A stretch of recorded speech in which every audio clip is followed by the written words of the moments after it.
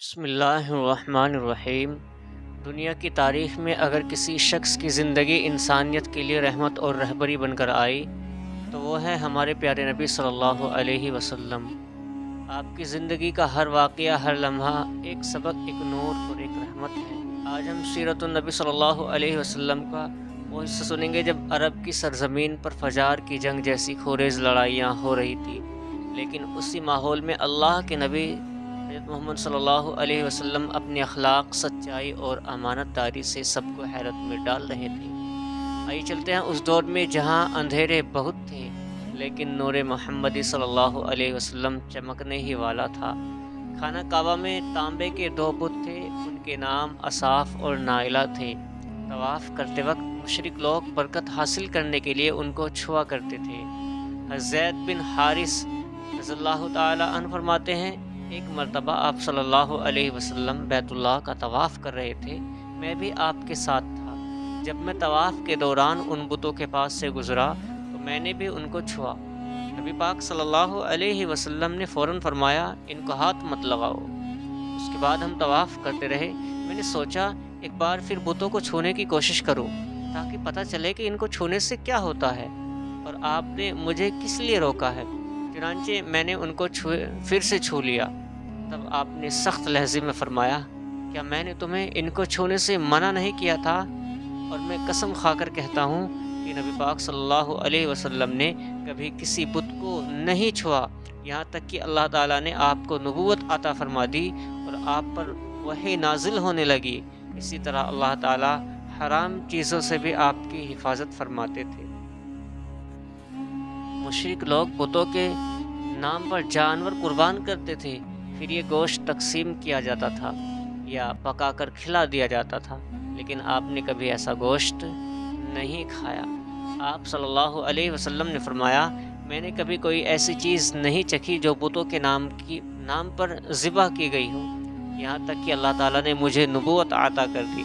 آپ سے پوچھا گیا کہ آپ نے بچپن میں کبھی بت پرستی کی ہے؟ آپ صلی اللہ علیہ وسلم نے فرمایا، نہیں۔ پھر پوچھا گیا، کیا آپ نے کبھی شراب پی ہے؟ آپ نے فرمایا، نہیں، حالانکہ اس وقت مجھے معلوم نہیں تھا کہ کتاب اللہ کیا ہے اور ایمان کی تفصیل کیا ہے۔ آپ صلی اللہ علیہ وسلم کے علاوہ بھی اس زمانے میں کچھ لوگ تھے جو بتوں کے نام پر ذبح کیا گیا گوشت نہیں کھاتے تھے اور شراب کو ہاتھ نہیں لگاتے تھے۔ بچپن میں آپ نے بکریاں بھی چرائی۔ آپ مکہ کے لوگوں کی بکریاں چرایا کرتے تھے۔ معاوضے کے طور پر آپ کو ایک سکہ دیا جاتا تھا۔ آپ صلی اللہ علیہ وسلم فرماتے ہیں، اللہ تعالیٰ نے جتنے نبی بھیجے ان سب نے بکریاں چرائی، میں مکہ والوں کی بکریاں قراریت یعنی سکے کے بدلے چرایا کرتا تھا۔ مکہ والوں کی بکریوں کے ساتھ آپ اپنے گھر والوں اور رشتہ داروں کی بکریاں بھی چرایا کرتے تھے۔ اللہ تعالیٰ کی اس کام میں بڑی حکمت ہے۔ بکری ایک کمزور جانور ہے، اس لیے جو شخص بکریاں چراتا ہے اس میں فطری طور پر نرمی، محبت اور انکساری کا جذبہ پیدا ہوتا ہے۔ جب وہ مخلوق کی تربیت کا کام کرتا ہے تو اس کی تربیت میں نرمی اور لچیلاپن پیدا ہو چکا ہوتا ہے، اور تبلیغ کے کام میں نرمی بہت ضروری ہوتی ہے۔ عربوں میں ایک شخص بدر بن معشر غفاری تھا۔ وہ اوکاز کے میلے میں بیٹھا کرتا تھا، لوگوں کے سامنے اپنی بہادری کے قصے سناتا تھا۔ ایک دن اس نے گھمنڈ میں کہا، میں عربوں میں سب سے زیادہ عزت والا ہوں، اور اگر کوئی سمجھتا ہے کہ وہ مجھ سے زیادہ ہے یعنی کہ تو تلوار کے زور پر ثابت کرے۔ یہ سن کر ایک آدمی کو غصہ آ گیا اور اس نے جھپٹ کر اس کے گھٹنے پر تلوار دے ماری۔ دونوں قبیلوں میں لڑائی ہو گئی۔ یہی پہلی لڑائی فجار کی جنگ کہلاتی ہے۔ اس وقت نبی صلی اللہ علیہ وسلم کی عمر 10 سال تھی۔ فجار کی دوسری اور تیسری جنگ بھی اسی طرح چھوٹے چھوٹے جھگڑوں میں شروع ہوئی، لیکن چوتھی جنگ میں نبی صلی اللہ علیہ وسلم نے شرکت فرمائی تھی۔ عربوں میں 4 مہینے ایسے تھے جن میں خون بہانا حرام تھا: ذی القعدہ، ذی الحجہ، محرم اور رجب۔ چونکہ یہ لڑائیاں انہی مہینوں میں ہوئی اس لیے انہیں فجار کی جنگیں کہا گیا، یعنی گناہ والی جنگیں۔ چوتھی فجار کی جنگ جسے فجار براز کہا گیا میں بنو کنانہ اور حوازن کے قبیلے آمنے سامنے ہوئے، یعنی کہ بنو فجار میں بنو کنانہ اور حوازن کے قبیلے جو آمنے سامنے ہوئے، نبی صلی اللہ علیہ وسلم کے چچا آپ کو بھی ساتھ لے گئے، لیکن آپ نے خود لڑائی نہیں کی، آپ صرف اپنے چاچاؤں کو تیر پکڑا دیتے تھے۔ جس دن آپ میدان میں موجود ہوتے بنو کنانہ کو فتح ملتی، اور جب نہ ہوتے تو شکست ہوتی۔ 6 دن تک لڑائی چلتی رہی، آخرکار صلح ہو گئی، لیکن بہت خون خرابے کے بعد حلف الفضول کا واقعہ پیش آیا۔ قبیلہ زبید کا ایک آدمی آس بن وائل کے مال کا سودا کر کے مکہ آیا۔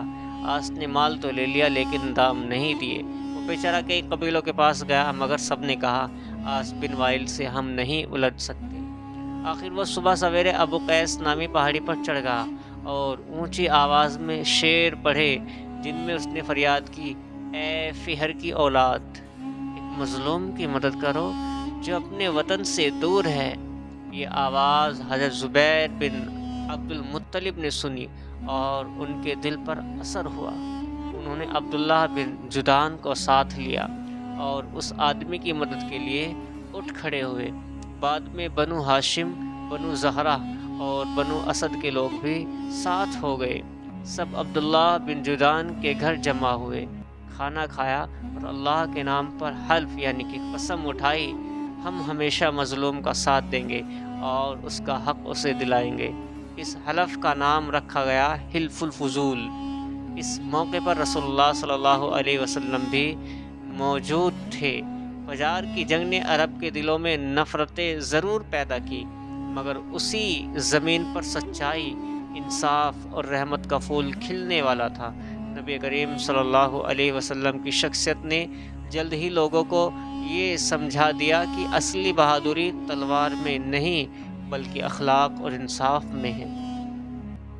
حلف الفضول کا واقعہ اسی حق اور انصاف کی مثال ہے، جس نے یہ پیغام دیا کہ مظلوم کی مدد کرنا ہی اصلی شرافت ہے۔ آؤ ہم سب دعا کریں کہ اللہ تعالی ہمیں بھی اسی طرح کے سچے، ایماندار اور رحم دل بننے کی توفیق دے، جیسے ہمارے پیارے نبی محمد صلی اللہ علیہ وسلم تھے، صلی اللہ علیہ وسلم۔